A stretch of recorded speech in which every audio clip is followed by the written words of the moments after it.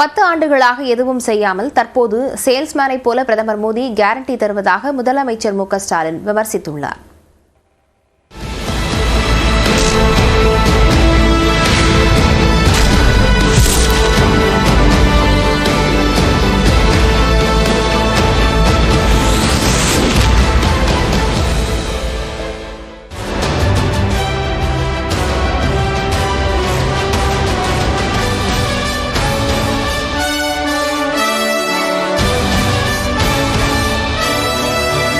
விருதுநகர் மாவட்டம் சிறுவில்லிபுத்தூரில் காங்கிரஸ் வேட்பாளர் மாணிக்கம் தாகூர் மற்றும் தென்காசி திமுக வேட்பாளர் ராணி ஆகியோரை ஆதரித்து முதலமைச்சர் மு.க. ஸ்டாலின் பரப்புரை மேற்கொண்டார்.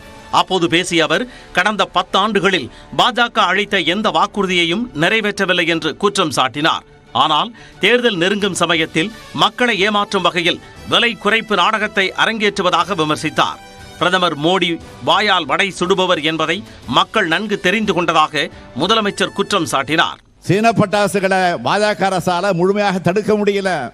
இதனால சிவகாசியில 1000 கோடி ரூபாய் அளவுக்கு பட்டாசு தயாரிப்பு சரிவை சந்திச்சது. இப்படி தொழில் நலிவடைந்திருந்த போது ஒன்றிய அரசு கொண்டு வந்த ஜிஎஸ்டி வரி விதிப்பால ஆடம்பர பொருட்கள் பட்டியலில் பட்டாசையும் சேர்த்து 28 விழுக்காடு வரி போட்ட கட்சி தான் பாஜக. உண்மையிலே அவருடைய வாக்குறுதிகளுக்கு கேரண்டியும் இல்ல, வாரண்டியும் இல்ல. நாட்டின் தன்னாட்சி அமைப்புகளை கூட பாஜகவின் ஆதரவு கட்சிகள் போல் செயல்பட வைத்து அரசியல் சட்டப்படிதான் ஆட்சி நடக்கின்றதா என்ற சந்தேகத்தை உருவாக்கிவிட்டதாக மு.க. ஸ்டாலின் விமர்சித்தார். உலகிலேயே மிகப்பெரிய ஊழல் தேர்தல் பத்திரம் என்று மத்திய நிதியமைச்சர் நிர்மலா சீதாராமனின் கணவர் பரகலா பிரபாகர் கூறியதை முதலமைச்சர் சுட்டிக்காட்டினார்.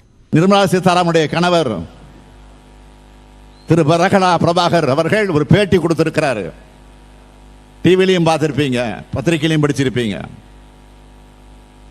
இந்த தேர்தல் பத்திர ஊழல் என்பது இந்தியாவில் மட்டுமல்ல, உலகத்திலேயே மிகப்பெரிய ஊழல்னு சொல்லி இருக்கிறார். ஏற்கனவே அவர் பாஜக ஆட்சி நம்ம நாட்டை எப்படியெல்லாம் சீரழிக்குதுன்னு புதிய இந்தியா என்னும் கோணல் மரன்ற புத்தகத்தில் கவலையோடு எழுதியிருந்தார். பதவிக்காக பாஜகவுடன் பார்ட்னராக இருந்தவர் எடப்பாடி பழனிசாமி என்றும் முதலமைச்சர் விமர்சித்தார். பிரதமர் மட்டுமின்றி ஆளுநரை பற்றி கூட பழனிசாமி வாய் திறப்பதில்லை என்றும் முதலமைச்சர் குற்றம் சாட்டினார்.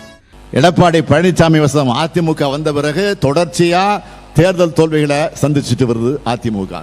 இதுக்கெல்லாம் காரணம் பாஜகவிற்கு அடிமை சேவகம் செஞ்சு தமிழ்நாட்டு உரிமைகளை மொத்தமாக தாரை வார்த்து துரோகம் செஞ்சதுதான் காரணம். இப்படி துரோகங்கள் பல செஞ்சவர் தான் தமிழ்நாட்டை மீட்க போறாராம். பழனிசாமி அவர்களை முதல்ல பாஜகவிட இருந்து அதிமுக மீட்க பாருங்க. இந்தியா கூட்டணி மத்தியில் ஆட்சிக்கு வந்தால் மாணவர்களின் கல்வி கடன் முற்றிலுமாக தள்ளுபடி செய்யப்படும் என்று முதலமைச்சர் மு.க. ஸ்டாலின் வாக்குறுதி அளித்துள்ளார். மேலும் சிவகாசி பட்டாசு தொழிலை பாதுகாக்க சீன பட்டாசுகளுக்கான இறக்குமதி தடை செய்யப்படும் என்று உறுதிபட கூறினார்.